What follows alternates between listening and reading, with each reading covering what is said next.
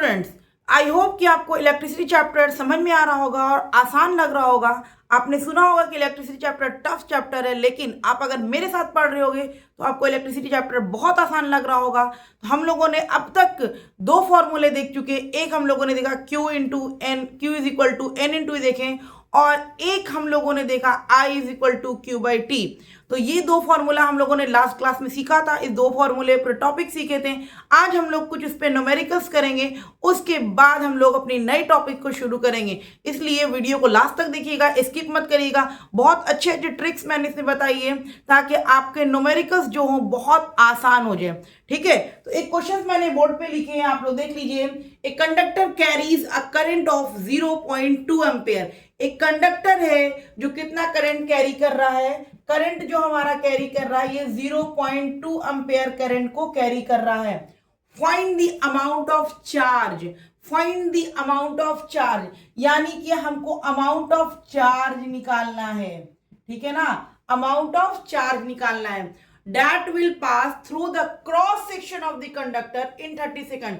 जो पास करता है एक कंडक्टर से 30 सेकंड में, यानी कि हम लोग को टाइम जो दिया हुआ है वो दिया हुआ है 30 सेकंड। ठीक है ना। How many electrons will flow in this interval, यानी कि नंबर ऑफ इलेक्ट्रॉन भी हम लोग को निकालना है। यानी कि इस क्वेश्चन में हम लोगों से दो चीज फाइंड आउट करने बोल रहा है। एक तो बताइए कितना चार्ज फ्लो कर रहा है, और दूसरा कितना नंबर ऑफ इलेक्ट्रॉन फ्लो कर रहा है। तो हम लोग चार्ज के लिए फॉर्मूला पढ़े थे, आप लोग को याद होगा, I is equal to Q upon T पढ़े थे ना। इससे पहले हम लोग इलेक्ट्रिक करंट बताए थे, तो I is equal to Q by T किए थे। ठीक है ना। तो I इंटू हमको क्या करेंगे, I into T is equal to Q. I का वैल्यू दिया हुआ है 0.2 एम्पेयर, और हमको Q का टाइम दिया हुआ 30 सेकेंड। तो कितना हो जाएगा, कितना चार्ज आ गया, Q इज इक्वल टू मेरा आ गया, Q is equal to 2 coulomb.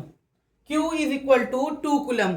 देख लीजिए इस चैप्टर में 2 इज इक्वल टू कितना हो जाएगा, 2 3 6 कूलम, जीरो कटा ना, तो 6 कूलम। ठीक है, तो इस चैप्टर में सॉल्व करना भी बहुत इंपॉर्टेंट है। बहुत सारे बच्चों को सॉल्व करने नहीं आता है, क्योंकि इसमें बहुत सॉल्व करने आपको मिलेगा। 10 के पावर माइनस में मिलेंगे, 10 के पावर प्लस में मिलेंगे, उसको भी आपको सॉल्व करना होगा। इसलिए आप वीडियो को स्किप मत करिएगा। मैं छोटी छोटी ट्रिक्स बताती हूँ जिससे आपको सॉल्यूशन बिल्कुल भी आसान हो जाए।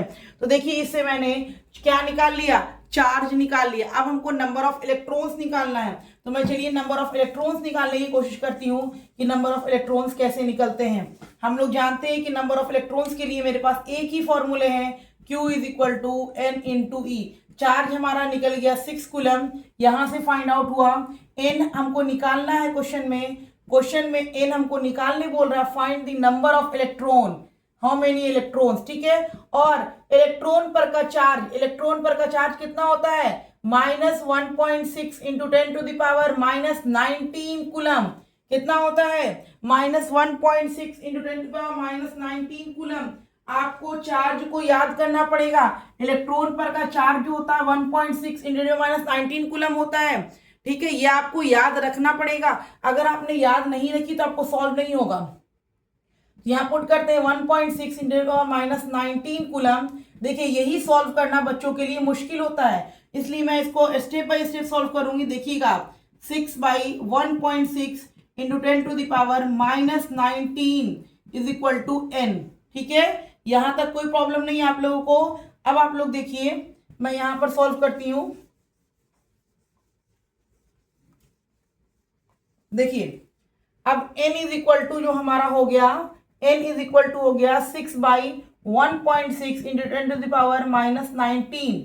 अब n जब भी 10 की पावर नीचे में निगेटिव में रहता है, ऊपर जाकर के वो पॉजिटिव में बन जाता है। तो इसको हम ऊपर ले जाते हैं, 10 टू द पावर क्या हो जाएगा, 19 बाई 1.6। यहां से हटाइए, डिसिमल 0 दीजिए। मैं बिल्कुल भी जीरो लेवल से सॉल्व कर रही हूं ताकि जो बच्चों को जरा भी कंफ्यूजन हो उनके लिए भी आसान हो जाए। ठीक है ना, 2 3 6 2 8 16। ठीक है ना। अब आपकी ये 2 4 ज़ा 8, 2 5 ज़ा 10, यानी कि 15/4, 15/4 इंटू 10 टू द पावर 19। 15/4 कितना हो जाएगा? 4 3 ज़ा 12, 4 3 ज़ा 12, 4 7 ज़ा 14, यानी कि 3.75 इंटू 10 टू द पावर 19 हो जाएगा नंबर ऑफ इलेक्ट्रॉन।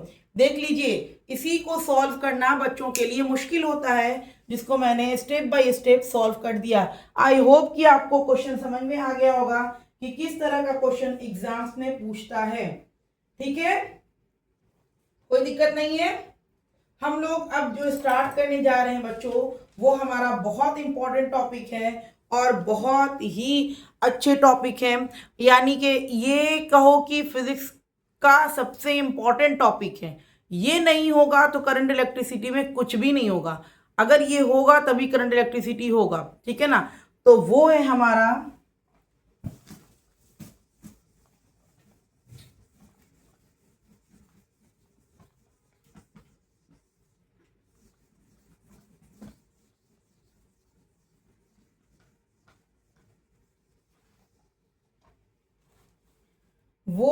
हमारा पोटेंशियल डिफरेंस। पोटेंशियल डिफरेंस, ठीक है ना, पोटेंशियल डिफरेंस। पोटेंशियल डिफरेंस को हम लोग V से डिनोट करेंगे, V से डिनोट करेंगे। पोटेंशियल डिफरेंस को हम लोग V से डिनोट करते हैं। देखो, पोटेंशियल डिफरेंस क्या होता है, आप लोग क्लास 9th में वर्क एनर्जी एंड पावर में वर्क डन पढ़े होगे, है ना, वर्क डन पढ़े होगे। तो यहाँ पर भी बस वही वर्क है। एक कूलम चार्ज को एक पॉइंट से दूसरे पॉइंट पे ले जाने में, एक कूलम चार्ज को एक पॉइंट से दूसरे पॉइंट ले जाने में जो एनर्जी लगती है, जो वर्क डन होता है, उसको ही हम लोग पोटेंशियल डिफरेंस कहते हैं। जैसे मैंने 2 पॉइंट लिया, एक पॉइंट है हमारा ए, ठीक है, और एक पॉइंट है हमारा बी। यहां पर से हम 1 कूलम चार्ज को उठाएं और इस पॉइंट पे ले गए, तो ये 1 कूलम चार्ज को उठाने में जो वर्क डन हुआ वही हमारा होता है पोटेंशियल डिफरेंस। समझ में आया? 1 कूलम चार्ज को एक पॉइंट से दूसरे पॉइंट में ले जाने में जो वर्क डन होता है वही कहलाता है पोटेंशियल डिफरेंस। पोटेंशियल डिफरेंस, बहुत सारे बच्चे डर जाते हैं कि पोटेंशियल डिफरेंस क्या होता है। पोटेंशियल डिफरेंस कुछ भी नहीं होता है, सिंपल सा टर्म है। 1 कूलम चार्ज को एक पॉइंट से दूसरे पॉइंट पे ले जाते हैं तो उसको हम लोग, जो वर्क डन होता है उसको हम लोग क्या कहते हैं? पोटेंशियल डिफरेंस कहते हैं। तो आप पोटेंशियल डिफरेंस कुछ इस तरीके से लिख सकते हो, potential difference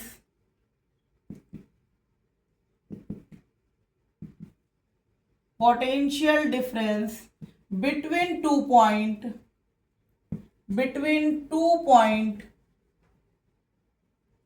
potential difference between 2 point is the amount of work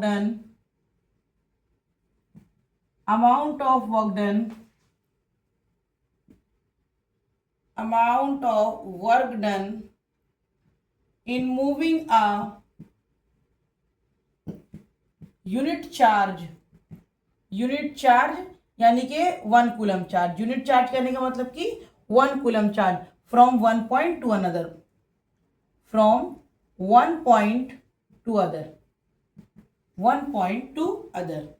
ठीक है ना। देख लीजिए, सिंपल सा टर्म मैंने लिखा है, पोटेंशियल डिफरेंस 2 पॉइंट के बीच में जो 1 कूलम चार्ज है, एक पॉइंट से दूसरे पॉइंट पे ले जा रहे हैं, उसको ही हम लोग पोटेंशियल डिफरेंस कहते हैं। जैसे मैंने बताया कि ए पॉइंट पे मेरा 1 कूलम चार्ज है, इस ए पॉइंट से 1 कूलम चार्ज को उठा के मैं बी पॉइंट पे ले गई। 1 कूलम से ए पॉइंट से बी पॉइंट पे जाने में जो भी हमारा वर्क डन हुआ वही हमारा कहलाता है पोटेंशियल डिफरेंस। क्लियर है पॉइंट? पोटेंशियल डिफरेंस, ठीक है ना। जैसे आप मान लिए कि आपको एक ईंट है, ठीक है, आप एक ईंट लिए हुए हो, एक ब्रिक्स लिए हुए हो, उसको उठाओ और एक पॉइंट से दूसरे पॉइंट पे ले जाओ। एक ब्रिक्स को उठाए, एक पॉइंट से दूसरे पॉइंट पे ले गए, तो एक ब्रिक्स को उठा करके दूसरे पॉइंट पे ले गए, उसके बीच में जो आप वर्क किए वही आपका फिजिक्स में पोटेंशियल डिफरेंस कहलाता है। मैं आपको जस्ट एग्जांपल दे रही हूँ ब्रिक्स लेकर के, वहां पर सिंपल चार्ज को, एक कूलम चार्ज को एक पॉइंट से दूसरे पॉइंट पे ले जाने में जो वर्क डन होता है वही कहलाता है हमारा पोटेंशियल डिफरेंस। तो इसका फॉर्मूला भी बहुत आसान है और बहुत इंपॉर्टेंट है। कहिए कि ये फिजिक्स का अब्बा है। अगर ये नहीं होगा तो करंट इलेक्ट्रिसिटी चैप्टर ही नहीं होगा। यानी कि पोटेंशियल डिफरेंस जो मेरा हुआ, पोटेंशियल डिफरेंस को आगे चल के मैं सिर्फ P और D लिखूंगी, क्योंकि इतना लॉन्ग तो नहीं लिखूंगी ना, P और D लिखूंगी, ठीक है ना। तो आप लोग समझ जाइएगा, potential difference is equal to क्या हुआ, वर्क डन अपॉन चार्ज, ठीक है ना, यूनिट चार्ज कर लीजिए। यानी कि एक कूलम चार्ज हम लोग ले गए हैं ना, यूनिट चार्ज, एक कूलम चार्ज एक पॉइंट से दूसरे पॉइंट पे ले जाने में जो भी वर्क डन होता है वही हमारा पोटेंशियल डिफरेंस होता है। तो पोटेंशियल डिफरेंस को हम लोग V लिखते हैं, वर्क डन को W से लिखेंगे और यूनिट चार्ज को Q से लिखेंगे। तो ये बन गया आपका पोटेंशियल का फॉर्मूला, पोटेंशियल डिफरेंट का फॉर्मूला। या इसको आप इस तरीके से भी लिख सकते हैं, या इसको आप इस तरीके से भी लिख सकते हैं, W is equal to V into Q. ये दोनों फॉर्मूला आपको यूज में आएगा, बहुत ज्यादा यूज में आएगा, बहुत ज्यादा आपको इसका यूजेस होगा। इस पे बहुत क्वेश्चंस बनेंगे, बहुत तरीके से क्वेश्चंस पूछते हैं। यानी कि जो भी हम लोग पढ़ते आ रहे हैं, अब आप धीरे धीरे सब मिलते जाएगा। जैसे फर्स्ट चैप्टर में हम लोग Q यानी कि फर्स्ट लेक्चर में जो हम लोग चार्ज के बारे में पढ़े थे, उसमें Q is equal to N into E के बारे में पढ़े थे।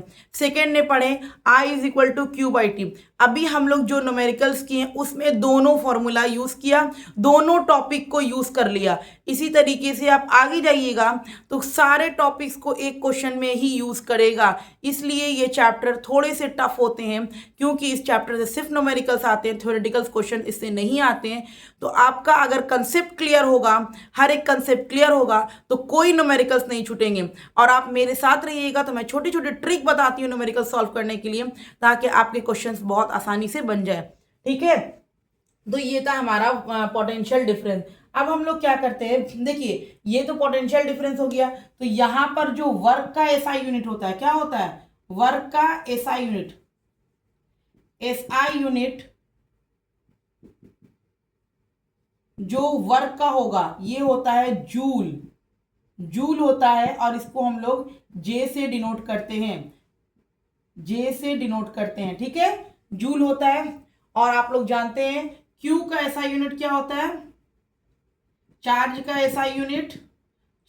एसआई यूनिट हमारा होता है, क्या होता है, कूलम, ठीक है, जिसको सी से डिनोट करते हैं। अब हमको V का एसआई यूनिट यानी कि पोटेंशियल डिफरेंस का एसआई यूनिट भी जानना होगा। ये पोटेंशियल डिफरेंस का एसआई यूनिट भी हमको जानना पड़ेगा। तो एसआई यूनिट जो होगा हम लोग यहां पे लिखेंगे SI unit of potential difference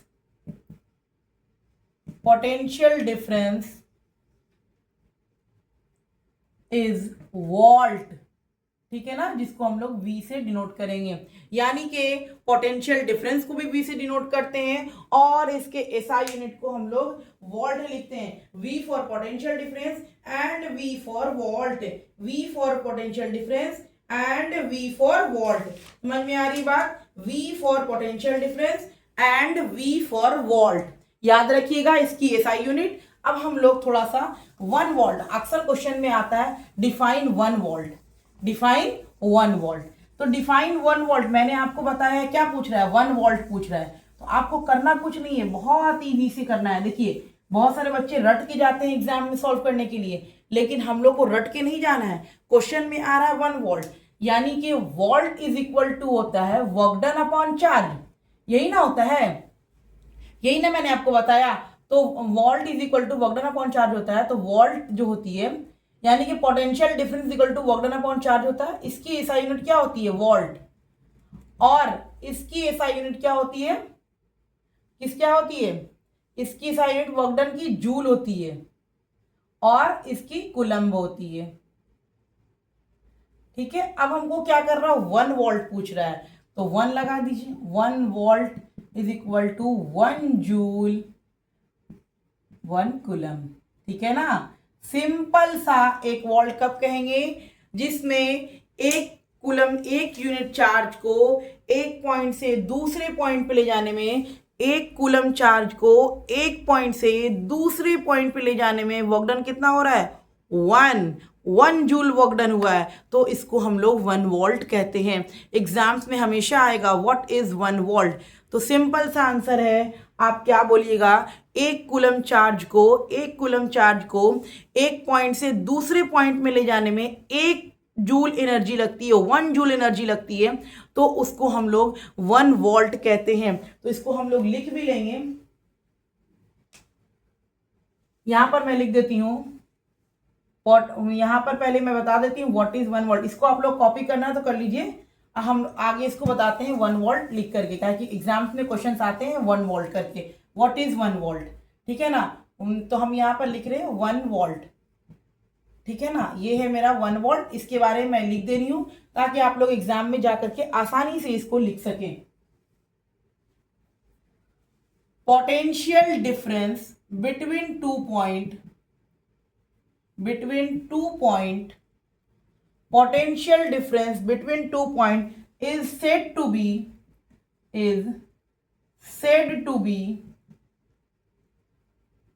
1 volt if 1 joule, potential difference between 2 points is said to be 1 volt if 1 joule of work is done, if 1 joule of work is done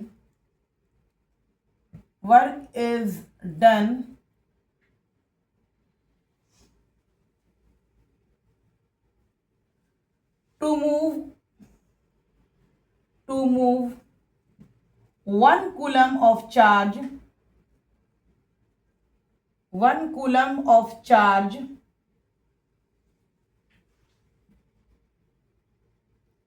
from one point to another,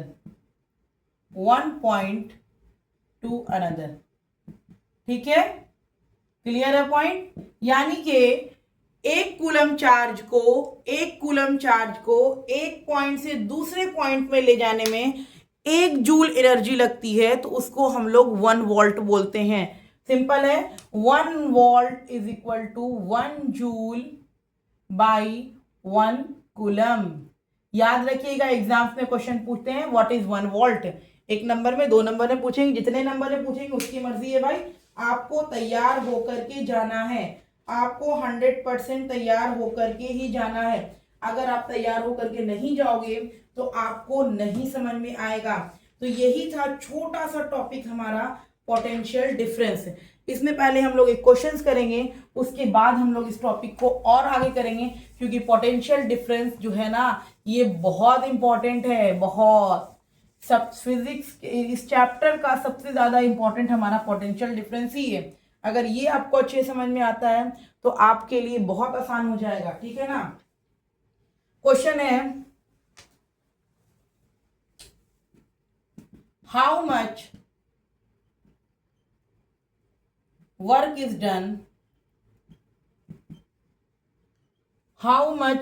done in moving a charge of 2 coulomb, in moving a charge of 2 coulomb across 2 point, NCERT का question है ये, ठीक है ना, NCERT का question है। having potential difference of 12 volt, having potential difference of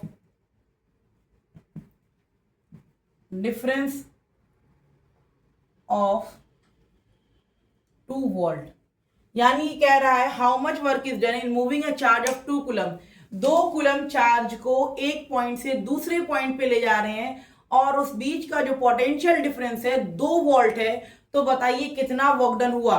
तो simple सा हम लोग जानते हैं कि हम लोग क्या करना है, हम लोग को चार्ज दिया हुआ है 2 कूलम दिया हुआ है। सबसे पहले क्या करिए कि न्यूमेरिकल्स बनाने का सबसे आसान तरीका है, क्वेश्चंस में जो जो दिया हुआ है पहले उसको समझते जाइए और नोट करते जाइए, ठीक है ना। जैसे मैंने देखा how much work is done, यानी कि हमको वर्क डन निकालने के लिए बोल रहा है। In moving a charge of 2 coulomb, 2 coulomb charge को मूव करा रहा है एक पॉइंट से दूसरे पॉइंट पे। तो चार्ज दिया हुआ है 2 कूलम, मैंने लिख लिया। उसके हैविंग पोटेंशियल डिफरेंस, और उसके बीच का जो पोटेंशियल डिफरेंस है यानी V का वैल्यू हमको दिया हुआ है 2 वोल्ट। बताइए वर्क डन निकालना है, तो हम लोग को जानते हैं वर्क डन का फॉर्मूला क्या होता है। हम लोग जानते हैं potential difference is equal to होता है वर्क डन अपॉन चार्ज, यही ना पढ़े हैं। हम लोग को क्या निकालना है, V into Q is equal to work done हो जाएगा। तो V हमको कितना दिया हुआ है, V हमको दिया हुआ है 2 वोल्ट और हमको Q दिया हुआ है 2 कूलम, 2 कूलम, ठीक है, ठीक है, ये वर्क डन हो जाएगा। तो हमारा कितना हो जाएगा 4 जूल वर्क डन, यही हो गया आंसर।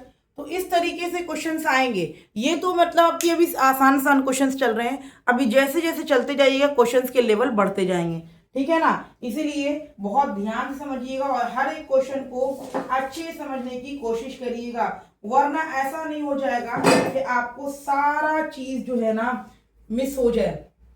अब हमारा क्वेश्चन आता है why current flow, current flow क्यों करता है, ठीक है ना, वाई करंट फ्लो।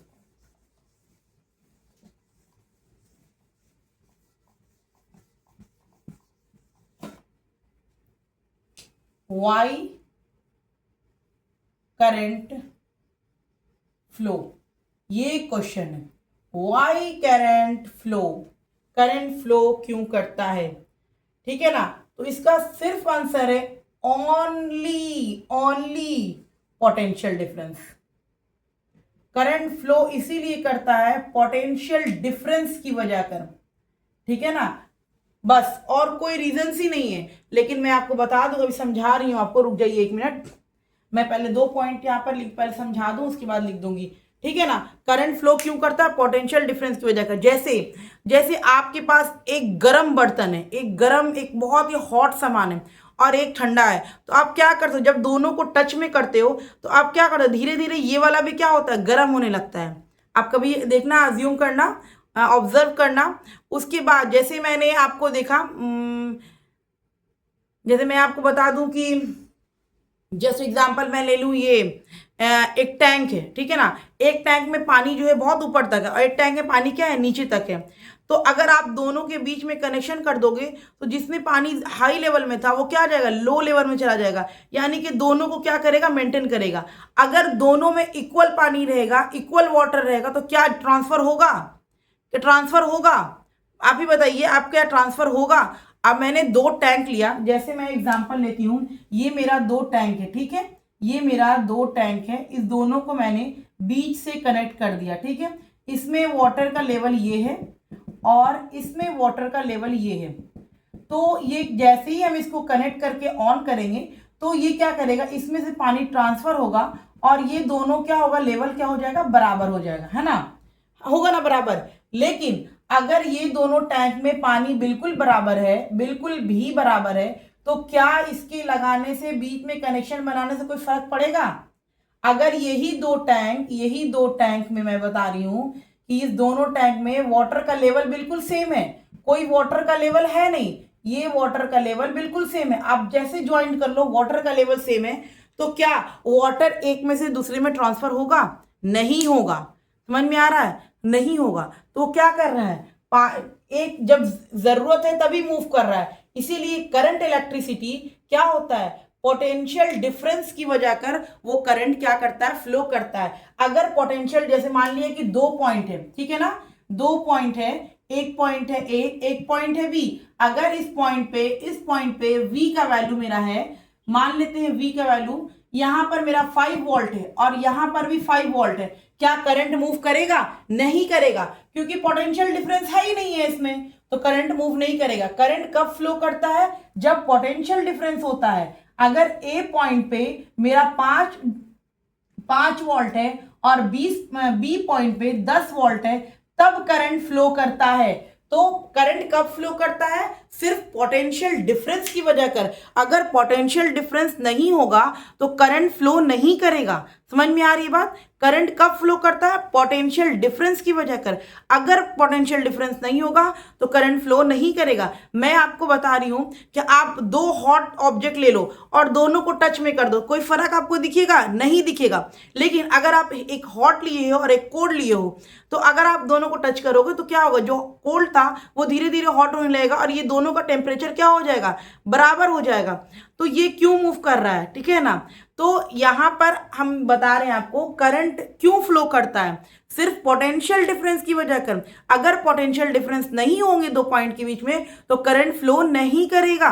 ठीक है ना? तो बस मैं आपको यही समझा रही थी करंट क्यों फ्लो करता है। तो करंट फ्लो करने का सिर्फ और सिर्फ रीजन है पोटेंशियल डिफरेंस। अगर पोटेंशियल डिफरेंस आपको नहीं दिखेगा तो करंट फ्लो नहीं करेगा।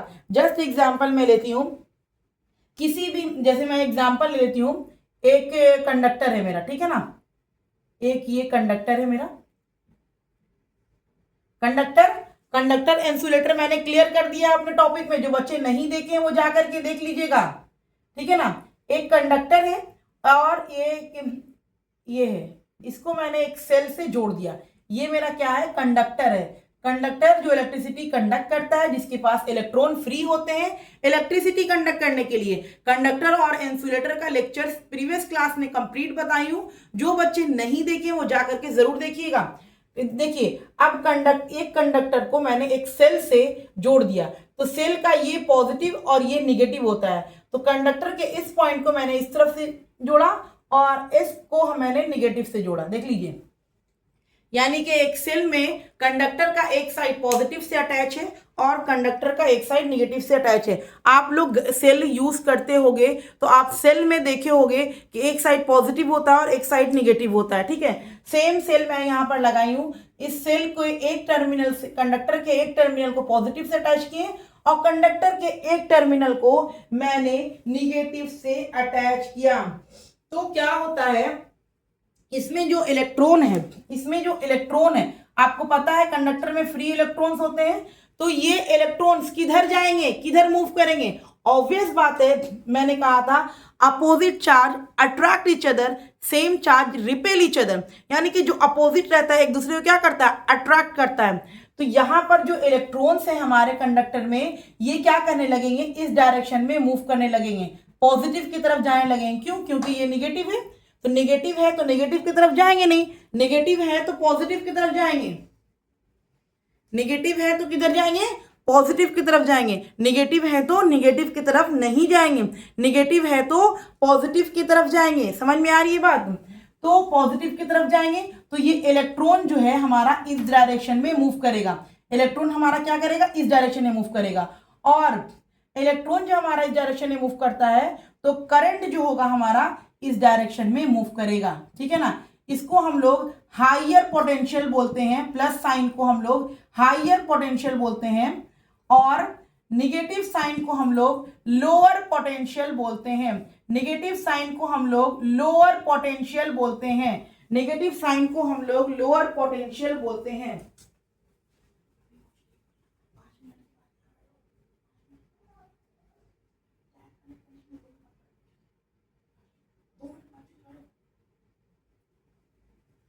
तो इसके पॉजिटिव टर्मिनल को हम लोग हायर पोटेंशियल बोलते हैं और नेगेटिव टर्मिनल को हम लोग क्या बोलते हैं? लोअर पोटेंशियल बोलते हैं। तो आप देखिए, इलेक्ट्रॉन किधर से मूव कर रहा है? इलेक्ट्रॉन मूव कर रहा है लोअर टू हायर और करंट मूव कर रहा है हायर टू लोअर। ठीक है ना? तो यहां पर एक पॉइंट हम लोग लिखेंगे, यहां पर लिख लीजिए आप, इलेक्ट्रॉन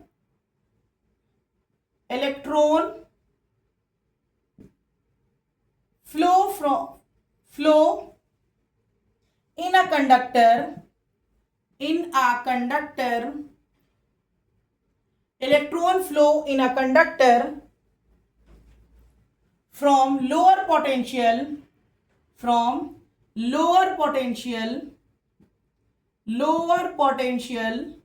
to higher potential, यानी कि इलेक्ट्रॉन जो होगा हमारा वो लोअर पोटेंशियल से हायर पोटेंशियल की तरफ जाएगा। तो करंट फ्लो दूसरा पॉइंट इसका या फर्स्ट पॉइंट यहां पर है, और यहां पर मैं सेकेंड पॉइंट लिख देती हूं, current flow from higher potential to lower potential. इस बात को याद रखिएगा, ये बहुत इंपॉर्टेंट सा टॉपिक है कि इलेक्ट्रॉन जो है लोअर पोटेंशियल से हायर पोटेंशियल की तरफ जाता है, और करंट जो है ये हायर पोटेंशियल से लोअर पोटेंशियल की तरफ जाता है। हम लोग पॉजिटिव को हमेशा हायर पोटेंशियल रखते हैं, इस पॉइंट को याद रखिएगा, मतलब कि ये बहुत इंपॉर्टेंट है कि पॉजिटिव को हम लोग हायर पोटेंशियल कहते हैं, ये हमारा इंपॉर्टेंट है। अगर ये दिक्कत हुई तो जब आप सर्किट बनाना शुरू करोगे, सर्किट में क्वेश्चन सॉल्व करना शुरू करोगे, उसमें दिक्कत हो जाएगा। इसलिए मैं बता रही हूँ पॉजिटिव हायर पोटेंशियल है और निगेटिव हमारा लोअर पोटेंशियल है, और करंट हमेशा higher potential to lower potential move करता है और इलेक्ट्रॉन उसके अपोजिट मूव करता है। क्लियर है पॉइंट? तो ये था why current flow due to potential difference. ठीक है, क्लियर हो गया पॉइंट। नेक्स्ट क्लास में हम लोग कुछ कंपोनेंट के बारे में सीखेंगे, उसके बाद हम लोग इस पे बहुत सारे न्यूमेरिकल्स करेंगे। ओके।